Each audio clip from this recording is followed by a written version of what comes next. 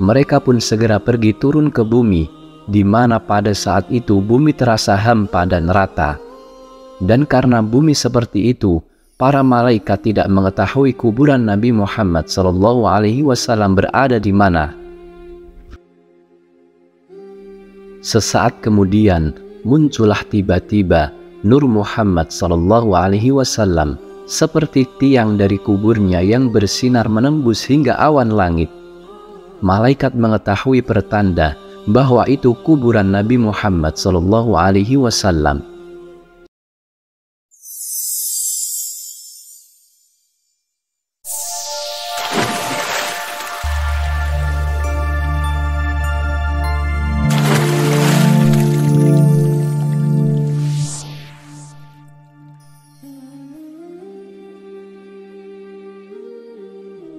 Assalamualaikum warahmatullahi wabarakatuh. Alhamdulillah, wassalatu wassalamu ala rasulillah. Sahabat Kalam Turas, ikhwani fillah yang dirahmati Allah, pada kesempatan kali ini kita akan membahas kisah tentang ketika Nabi Muhammad SAW dibangkitkan di hari kiamat, namun para malaikat malu untuk membangunkan beliau. Hari kebangkitan disebut juga sebagai Yaumul Ba'ats. Hari kebangkitan adalah salah satu peristiwa hari kiamat yang disebutkan Allah Subhanahu wa Ta'ala di dalam firman-Nya. Peristiwa ini akan membangkitkan manusia dari kematiannya, kemudian dikumpulkan di padang mahsyar yang dinamakan dengan Yaumul Hasyr atau hari berkumpul. Berkenaan dengan hal ini, Allah Subhanahu wa Ta'ala berfirman dalam surat Al-Hajj ayat 7, yang artinya, sesungguhnya kiamat itu pasti datang, tidak ada keraguan padanya, dan sesungguhnya Allah akan membangkitkan siapapun yang ada di dalam kubur. Dalam sebuah kabar dikisahkan bahwa ketika Allah Subhanahu wa Ta'ala menghendaki untuk membangkitkan makhluk-makhluknya setelah peristiwa hari kiamat, setelah bumi dan seisinya rata dan tidak berbekas apapun, semua terasa kosong. Maka dari itu, Allah Subhanahu wa Ta'ala akan membangkitkan makhluk, dimulai dari para malaikat terlebih dahulu, kemudian Nabi Muhammad SAW. Lantas bagaimana kisah Nabi Muhammad SAW ketika dibangkitkan setelah para malaikat? Malaikat adalah makhluk pertama yang Allah bangkitkan setelah hari kiamat, yakni Allah akan membangkitkan terlebih dahulu malaikat Jibril, malaikat Mikail, malaikat Israfil, dan malaikat Israel. Namun, dari semua golongan malaikat yang dibangkitkan pertama setelah peristiwa hari kiamat, yaitu malaikat Israfil, kemudian malaikat Israfil mengambil sangkakalanya di arsy untuk membangkitkan para makhluk Allah nanti.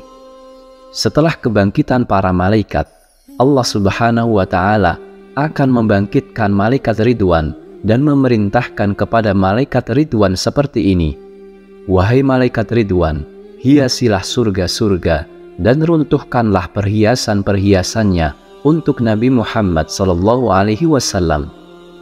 Kemudian Allah membangkitkan kendaraan yang dipakai Nabi Muhammad SAW pada saat peristiwa perjalanan semalam Isra Mi'raj, yaitu Buraq.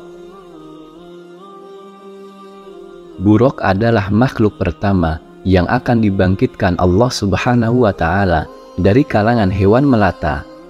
Buraq itu mahkota Liwa'ul Hamdi atau bendera pujian, dan dua perhiasan surga didatangkan kepada malaikat.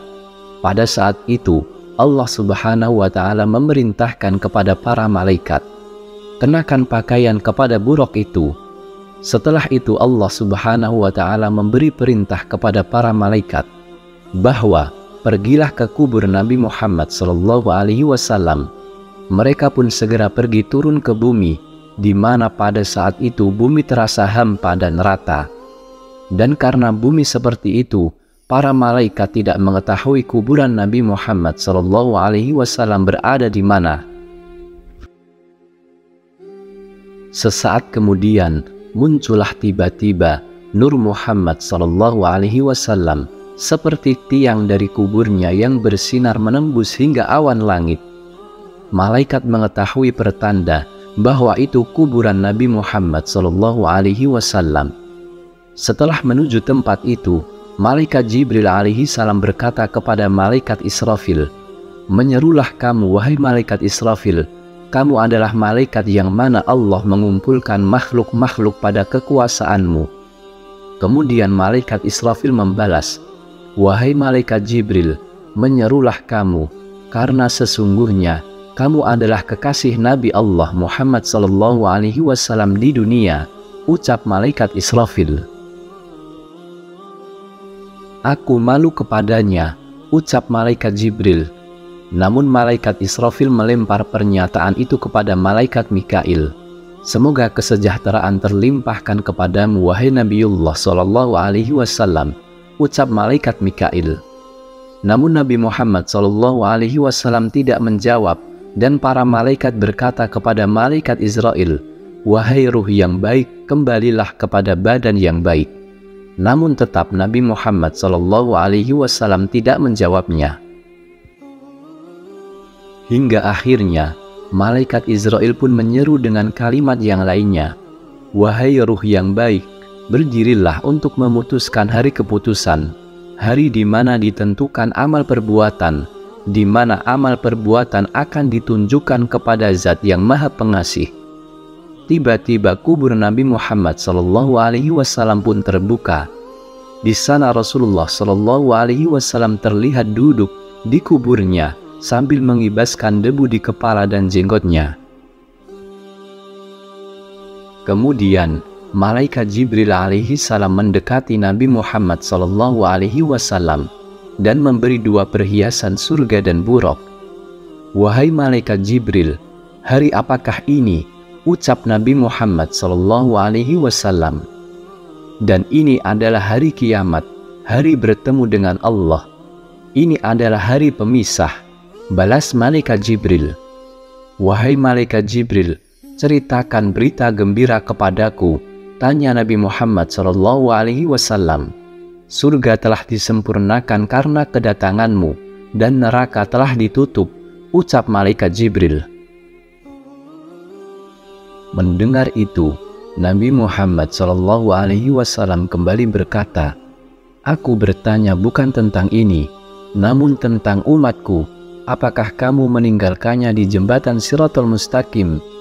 Demi kemuliaan Tuhanku, sangka kala kebangkitan belum ditiupkan kembali sebelum kebangkitanmu?" jawab malaikat Jibril. Mendengar jawaban itu, Nabi Muhammad sallallahu alaihi wasallam pun tersenyum.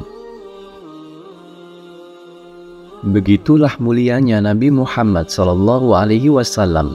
Beliau masih memikirkan umatnya sampai di hari kiamat kelak, sampai malaikat malu untuk membangunkannya.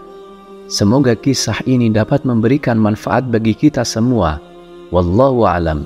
Wassalamualaikum warahmatullahi wabarakatuh.